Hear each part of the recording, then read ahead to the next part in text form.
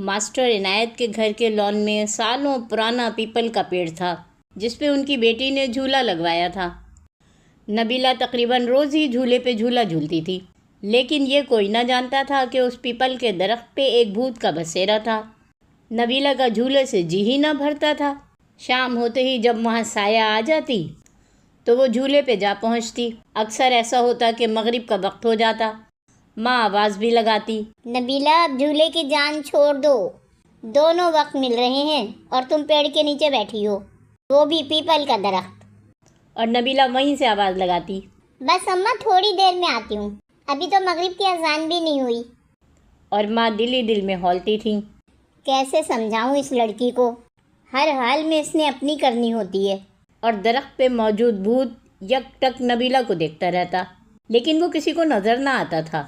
نبیلہ اسے بڑی اچھی لگتی تھی اور اسے پانے کے لیے وہ نبیلہ کے ماں باپ سے راہ و رسم بڑھانا چاہتا تھا۔ ایک روز وہ انسانی روپ میں ان کے پاس آیا۔ پینے کو پانی مل جائے گا؟ ہاں ہاں کیوں نہیں، لیکن مٹی کے برتن میں پانی دینا، میں دھات کے برتن میں پانی نہیں پیتا۔ اور نبیلہ کی ماں مٹی کے برتن میں اس کے لیے پانی لے آئی۔ نبیلہ کے ماں باپ اس کی شادی کرنا چاہتے تھے، اس لیے انہوں نے اپنے قریب کے لوگوں سے بھی ذکر کیا ہوا تھا۔ یہ صاف ستھرا لڑکا انہیں اچھا لگا۔ کہاں سے آئے ہو؟ ساتھ والے گاؤں سے آیا ہوں۔ بھوت نے جھوٹ بولا، تمہارے گھر میں کون کون رہتا ہے؟ جی میں اکیلا ہی ہوں، نہ کوئی آگے نہ کوئی پیچھے۔ اس نے ایک جھوٹی کہانی سنائی۔ میرے ماں باپ ایک وبا میں بیمار ہو کے مر گئے۔ رشتہ دار ہیں، لیکن آج کل تو رشتہ دار کم ہی رشتہ داری نبھاتے ہیں۔ تو تم کام کیا کرتے ہو؟ بس جی کام کی تلاش میں نکلا ہوں، جو بھی کام مل جائے گا وہ کر لوں گا، اور اسی گاؤں میں رہنے کا بندوبست بھی کر لوں گا۔ کام مل جائے تو پھر گھر بساؤں۔ نبیلہ کا باپ بولا، تم ایسا کرو، یہاں کے ساہوکار کے پاس جاؤ اور میرا نام لے دینا، وہ تمہیں کوئی کام دلا دیں گے۔ بھوت خوش ہو کے بولا، کام مل جائے گا، اور کام مل جانے کے بعد اگر میں آپ کے سامنے پیپل کے درخت کے نیچے ایک چھوٹی سی جھونپڑی ڈال لوں تو آپ کو کوئی مسئلہ تو نہیں ہوگا؟ نبیلہ کی ماں فوراً بولی، ارے نہیں، کوئی مسئلہ نہیں ہوگا۔ نبیلہ کے ماں باپ دل ہی دل میں خوش تھے کہ نبیلہ کے لیے اچھا لڑکا مل جائے گا۔ نبیلہ کس سے شادی کر دیں گے، گھر کے سامنے ہی رہے گی۔ پھر وہ بھوت ساہوکار کے پاس جاتا ہے۔ ماسٹر عنایت نے مجھے آپ کے پاس کام کے لیے بھیجا ہے۔ ساہوکار بولا، کیا کام آتا ہے تمہیں؟ میں زمینوں کا کام جانتا ہوں، پودوں کے لیے بیج اگا لیتا ہوں، فصل کاٹ لیتا ہوں۔ ساہوکار خوش ہو کے بولا، یہ تو بہت اچھی بات ہے، ہمیں ایک ایسے ہی آدمی کی ضرورت تھی۔ تنخواہ کتنی لوگے؟ بھوت بولا، بس اتنی تو ہو کہ میرا اور میری بیوی کا اچھے سے گزارا ہو جائے۔ اچھا تو تمہاری بیوی بھی ہے، شادی شدہ ہو؟ بھوت جھٹ بولا، نہیں جی ابھی تو نہیں، لیکن اگر آپ نے میری مدد کی تو بیوی بھی مل جائے گی۔ ساہوکار بولا، کیا مطلب؟ بھوت نے کہا، جناب جس ماسٹر عنایت نے آپ کے پاس مجھے بھیجا ہے ان کی بیٹی کو میں دل ہی دل میں بہت پسند کرتا ہوں۔ اگر آپ میرے رشتے کی بات کر لیں تو اس بھلی لڑکی سے میری شادی ہو جائے گی۔ ساہوکار بولا، اب ابھی تو تم کام شروع کرو، کچھ ٹائم کے بعد جب میں دیکھوں گا کہ تم بھروسے لائق ہو تو پھر میں رشتے کی بات کروں گا۔ اب بھوت ساہوکار کی زمینوں پہ کام کرنے لگا۔ اس کے لیے کوئی بھی کام مشکل نہیں تھا، اسے جو بھی کام کرنا ہوتا وہ جھٹ سے منتر پڑتا اور کام ہو جاتا۔ اسے یہاں کام کرتے ہوئے 4 مہینے ہو گئے تھے۔ ساہوکار اس کے کام سے بہت خوش تھا۔ بھوت اکثر نبیلہ کے ماں باپ سے ملنے بھی چلا جاتا۔ نبیلہ کو جب خبر ہوئی کہ اس لڑکے سے اس کے ماں باپ اس کی شادی کرنا چاہتے ہیں تو وہ خوش ہو گئی، کیونکہ نبیلہ کو بھی وہ اچھا لگا تھا۔ پھر بھوت نے ایک دن ساہوکار کو رشتے والی بات یاد دلائی۔ ساہوکار نے نبیلہ کے باپ سے بات کی، وہ تو پہلے ہی ایسا چاہتے تھے۔ یوں نبیلہ اور بھوت کی شادی ہو گئی۔ ساہوکار نے پیپل کے پیڑ کے پاس بجائے جھونپڑی کے ایک خوبصورت چھوٹا سا گھر بنوا دیا۔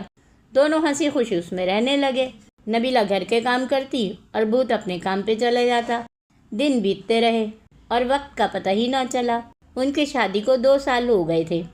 ایک آدھ بار ایسا ہوا کہ نبیلہ کی سوتے سے آنکھ کھلتی تو اس کا شوہر گھر پہ موجود نہ ہوتا۔ ایک رات وہ سونے کو لیٹ گئی لیکن جاگتی رہی۔ پھر اس نے دیکھا اس کا شوہر بستر سے اٹھا اور آہستہ آہستہ قدموں سے چلتا ہوا باہر کی طرف جا رہا ہے۔ دیکھا وہ جنگل کی طرف آگے ہی آگے جا رہا تھا۔ پھر اگلی رات بھی ایسے ہی ہوا اور پھر نبیلہ نے اس سے پوچھ ہی لیا۔ آپ روزانہ رات میں کہاں جاتے ہیں؟ بھوت بولا، کہیں بھی نہیں، یہیں گھر میں ہی ہوتا ہوں۔ اور جب نبیلہ نے کہا میں نے اپنی آنکھوں سے آپ کو جنگل کی طرف جاتے دیکھا ہے۔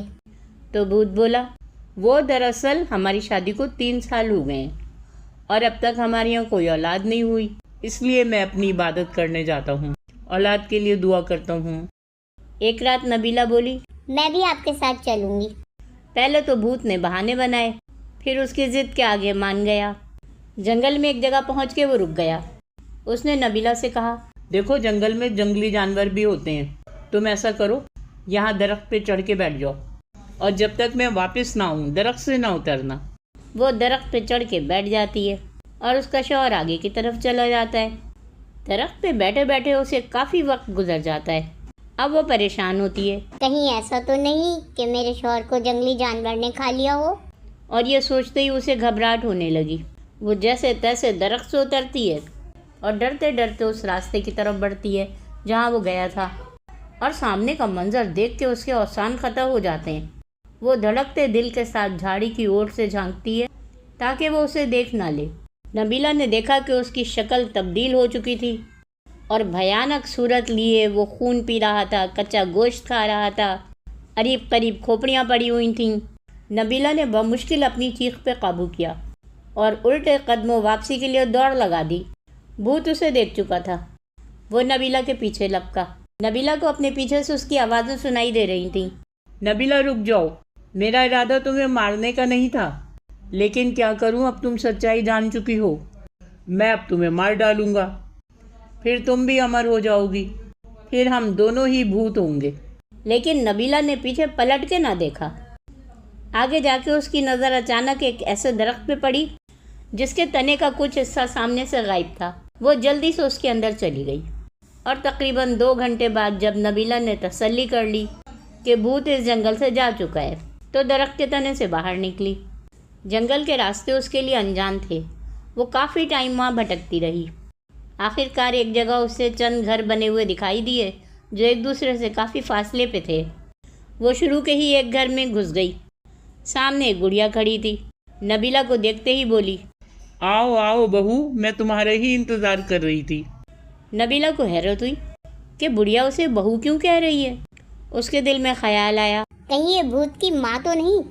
بڑھیا کے نزدیک ہی ایک بہت بڑا لوہے کا اکلی موسل پڑا تھا۔ نبیلہ انجان بن کے بولی، اماں کیا دھان کوٹ رہی ہو؟ بڑھیا جھٹ بولی، ہاں دھان کوٹ رہی ہوں، قریب ہی میرا کھیت ہے جسے لوگ بڑھیا کا کھیت کہتے ہیں۔ نبیلہ بولی، میں کوٹ دیتی ہوں، آپ اکھلی میں دھان ڈال دو۔ بڑھیا زیر لب کچھ بولی اور اس کے نزدیکی دھان کا ڈھیر آ گیا۔ بڑھیا دھان ڈالنے کے لیے اکھلی میں جھکی اور نبیلہ نے وقت ضائع کیے بغیر لوہے کا موسل پوری قوت سے اس کے سر پہ دے مارا۔ اور نبیلہ کی حیرت کی انتہا نہ رہی کہ اس جگہ پہ اب بڑھیا کی جگہ اس کی کھال پڑی تھی۔ ذرا ہی دیر میں بھوت کی آواز آئی، اماں تمہاری بہو تو نہیں ملی، کیا تمہارے پاس گوشت اور ہڈیاں ہیں؟ مجھے بھوک لگ رہی ہے۔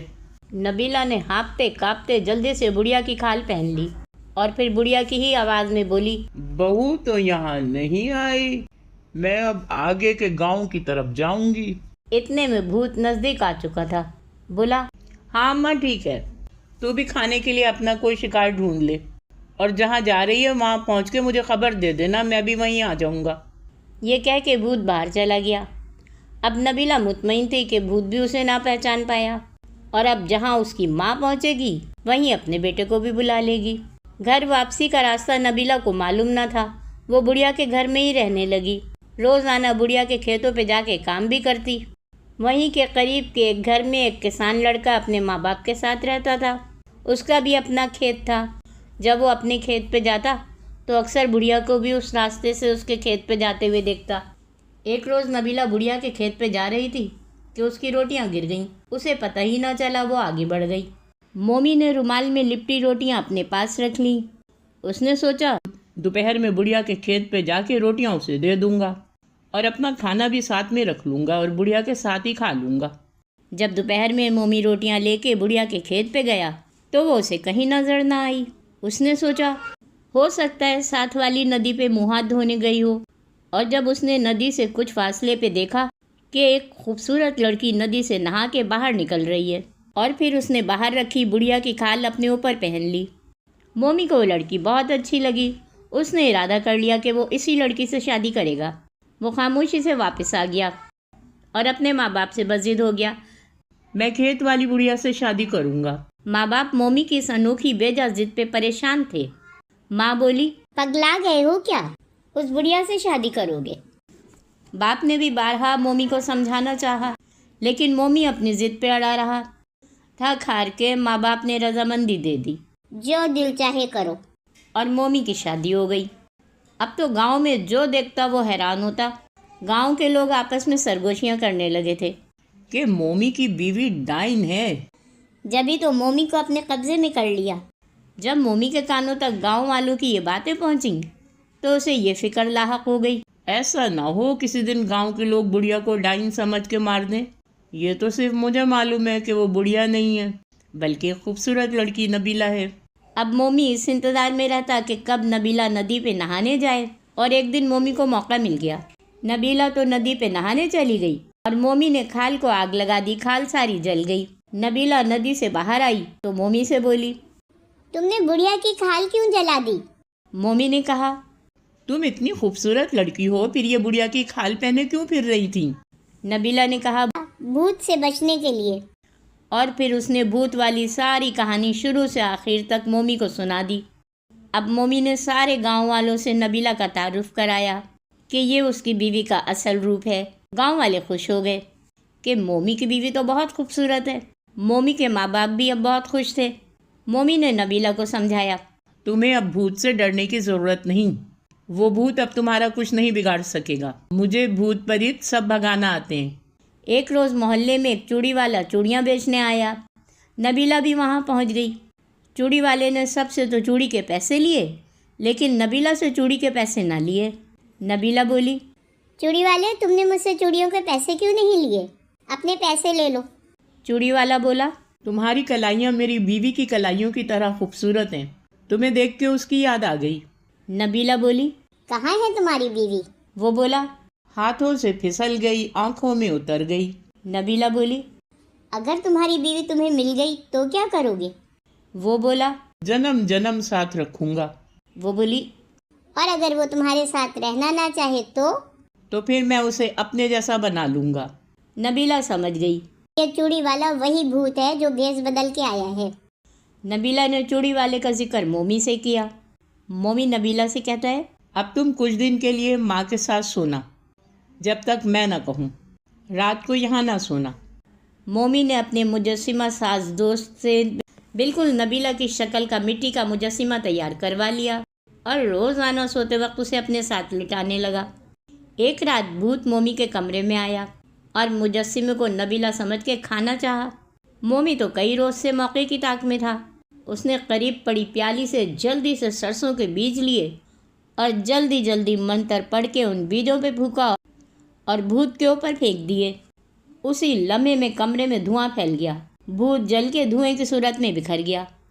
اب نبیلہ کے دل سے بھی بھوت کا خوف نکل چکا تھا۔ پھر اس نے مومی کو اپنے ماں باپ کے گاؤں کا نام بتایا۔ مومی اسے اس کے ماں باپ سے ملانے لایا۔ نبیلہ نے ماں باپ کو بھوت کا سارا واقعہ سنایا کہ کس طرح اس نے انسانی روپ اختیار کر کے نبیلہ سے شادی کی تھی۔ مومی کے ساتھ نبیلہ کو خوشحال دیکھ کے نبیلہ کے ماں باپ بھی بہت خوش ہوئے، اور یوں مومی اور نبیلہ اپنی پیار بھری زندگی گزارنے لگے۔